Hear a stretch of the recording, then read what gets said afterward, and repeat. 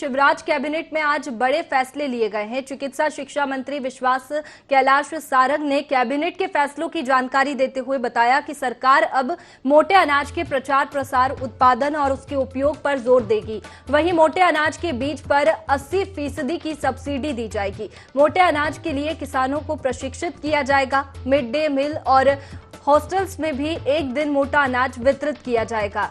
ये काम 2 साल की अवधि में पूरा होगा। इसके लिए 23 करोड़ रुपए का बजट का प्रावधान रखा गया है। वहीं मंत्री परिषद अन्य प्रोजेक्ट को भी मंजूरी दी है, जिनमें पिछड़ा वर्ग में शामिल होंगे ट्रांसजेंडर को जोड़ने सहित अन्य प्रोजेक्ट को शामिल किया गया है। इसके अलावा मध्य प्रदेश राज्य मिलेट्स मिशन की स्थापना को मंजूरी दी गई है। सरकारी कार्यक्रमों में मिलेट्स की डिश अनिवार्य होगी।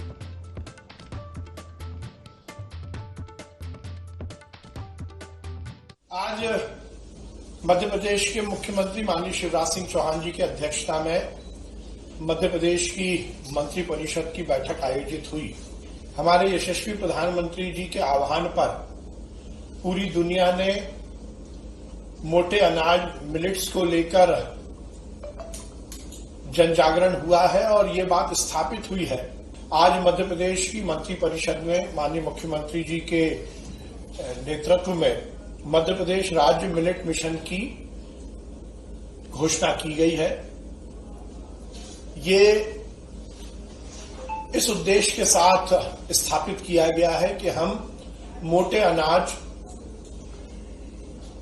के प्रचार प्रसार, उसके उत्पादन और उसके उपयोग, इन तीनों आयाम पर काम करेंगे। किसानों को सहकारी और शासकीय संस्थानों द्वारा मोटे अनाज के बीज 80% सब्सिडी पर उपलब्ध कराए जाएंगे, जिसमें किसान ज्यादा से ज्यादा मोटे अनाज का उत्पादन करें। उसके साथ ही किसानों को इस उत्पादन के लिए अलग अलग स्तर पर कार्यशाला और प्रशिक्षण के कार्यक्रम आयोजित किए जाएंगे कि सरकारी कार्यक्रमों में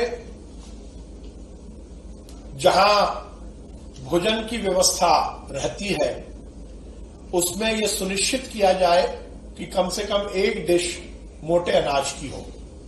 माननीय मुख्यमंत्री जी ने यह भी निर्देश दिया है कि मिड डे मील में हफ्ते में एक दिन क्या बच्चों को भी मोटे अनाज का भोजन उपलब्ध कराया जा सकता है। इस पॉसिबिलिटी पर भी विचार किया जाए। हॉस्टल्स में भी हफ्ते में एक दिन मोटे अनाज का उपयोग हो सके, इसको भी सुनिश्चित करने का माननीय मुख्यमंत्री जी ने निर्देश दिया है।